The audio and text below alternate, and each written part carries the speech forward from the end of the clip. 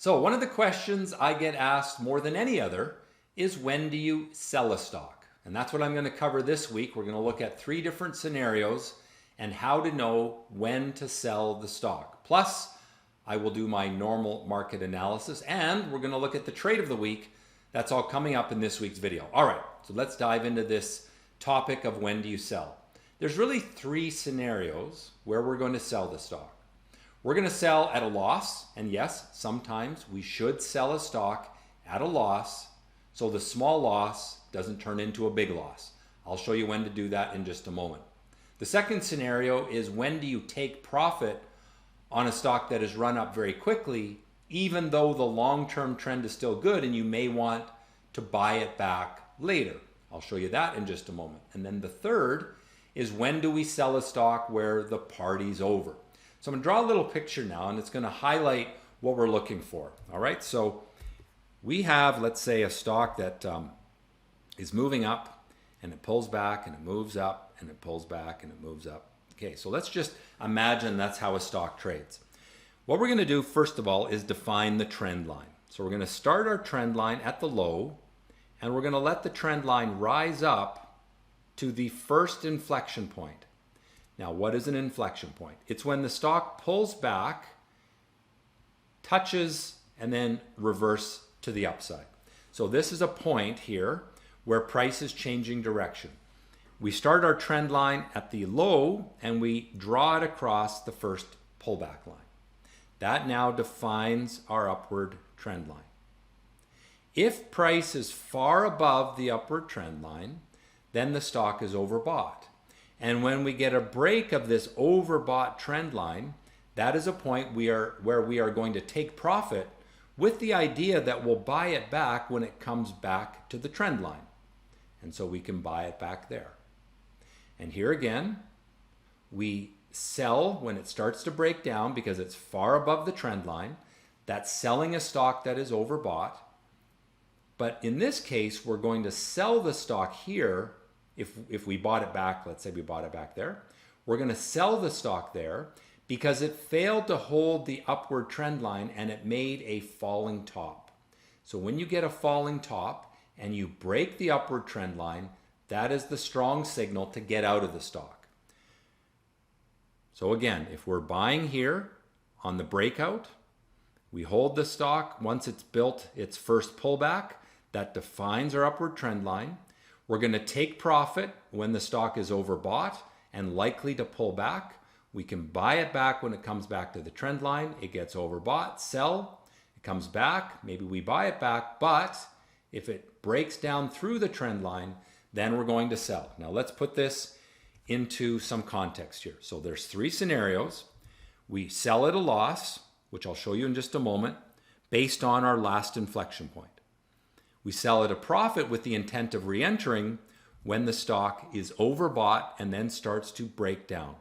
The third scenario, we sell when the trend is over, which is when that upward trend line is broken. We're going to take our exit on that trade.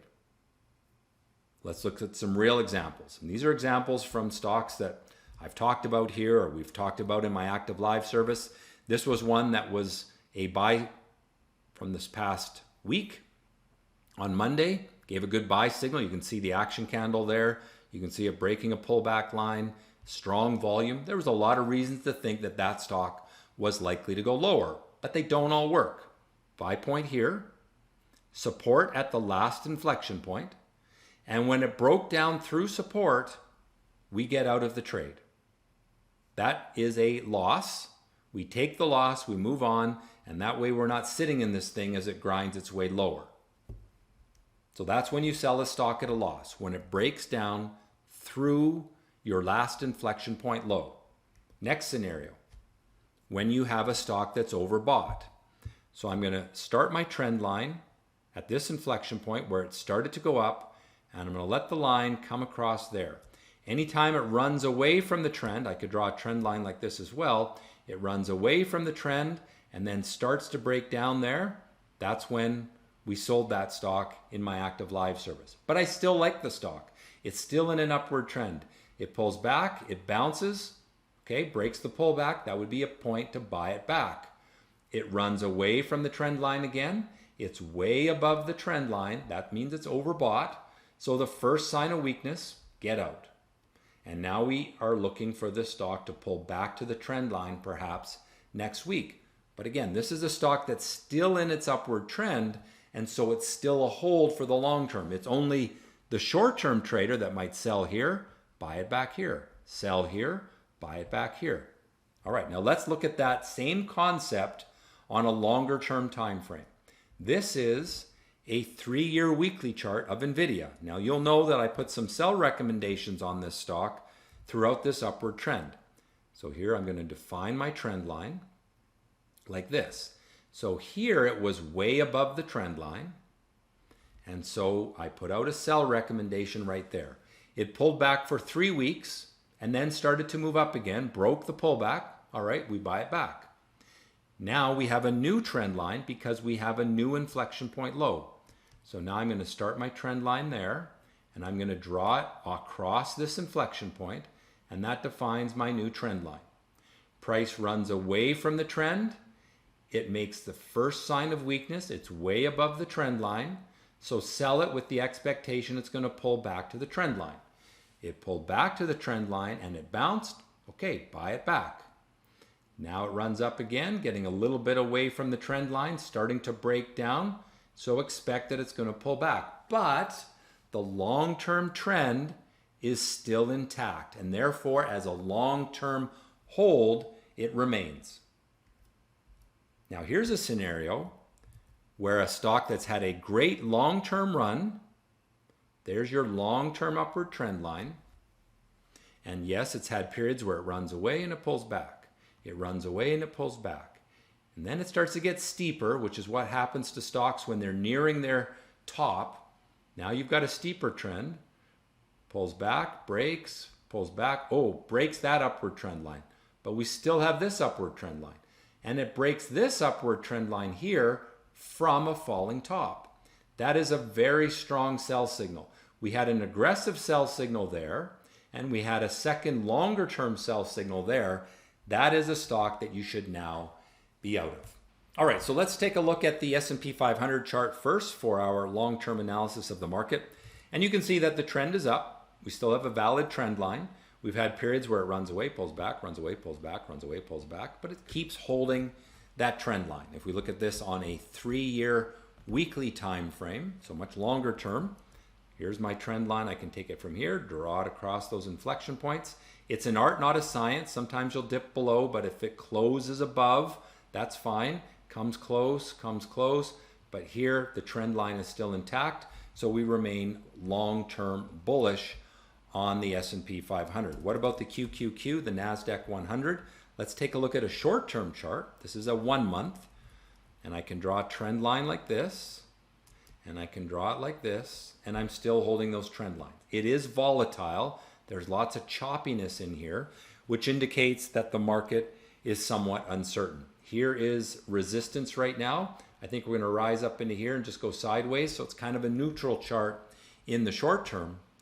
But in the long term, the weekly time frame for those long-term holders, there's your low, draw it across your inflection point, runs away, pulls back, runs away, pulls back, runs away, pulls back. See that? We just keep holding this long-term trend line so the buyers remain in control. Here's the IWM, the small cap market, 1 month chart, very volatile. There's your trend line. Run away, pull back, run away. Maybe we pull back a bit, but the trend is up. Just a lot of volatility, which indicates uncertainty among traders. 3-year weekly chart. Problem here is you're bumping up against long-term resistance. Right over here, we've got this long-term resistance. Won't let me draw my line very well. There we go. So we've rallied into that resistance. We're just stalling here. That's very normal to stall at those highs, but the trend is up. So the buyers are in control. How about the Canadian market? T.XIU. What's the trend? Start at the bottom here, draw a trend line, something like that. The buyers are in control. 1 month short-term chart, buyers are in control. It's really simple. If you can draw a straight line with a ruler, you can identify trends and know when to sell these markets. Let's take a look at the gold market, which has been very hot. Where's my trend line? start at the low, cut across that inflection point, try to cut as many inflection points as possible. That's how I would draw the trend line. Because it cuts this one, it cuts this one, it's more or less defining the general upward move of the market. We ran away, we've pulled back and bounced, it's still valid, but if this market makes a falling top and then breaks that upward trend line, it's a sell on gold. Hasn't happened yet, but that's something to watch for. Let's take a look at oil, USO. What's the trend here? Well, we've got falling tops and we've got rising bottoms, so it's essentially a sideways trend, but with a little bit of negative bias. If we go to the 1 month chart, you can see that it's choppy and sideways, so it's kind of neutral with a slight negative bias. 3-year weekly chart, similar situation, sideways for the last year and a half, resistance here, it has somewhat rising bottoms over the very long term. It's a neutral chart with a little bit of that negative bias in the last little while. Currencies, let's take a look at the US dollar. Trend is up, so that's bullish.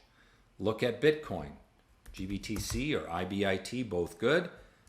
Here's your trend line. Now you can define it like that, using this and this as inflection points. We are way above the trend line, so it's a bit overbought and therefore likely to pull back in the short term, but there's no sign of a pullback yet. Now to watch for when a pullback is going to happen, go to the shorter term time frame. This is now a 2-hour chart, and I can draw this trend line first, and then I can draw this one. And if we start to break down through this, it's probably going to pull back to this one. Hasn't happened yet, but notice we're getting a bit of a falling top, and that's a sign that we could be starting this pullback soon. Let's take a look at the bond market, which made a pretty important move this week. Why? Because there's the downward trend line, which it broke. And that is an indication that interest rates are starting to fall as the bond market starts to rise. The upward trend line was there, and then it got steeper, and it broke it here, and then it broke down from a falling top right there. That's what telegraphed this move. Now we're starting an upward bias move.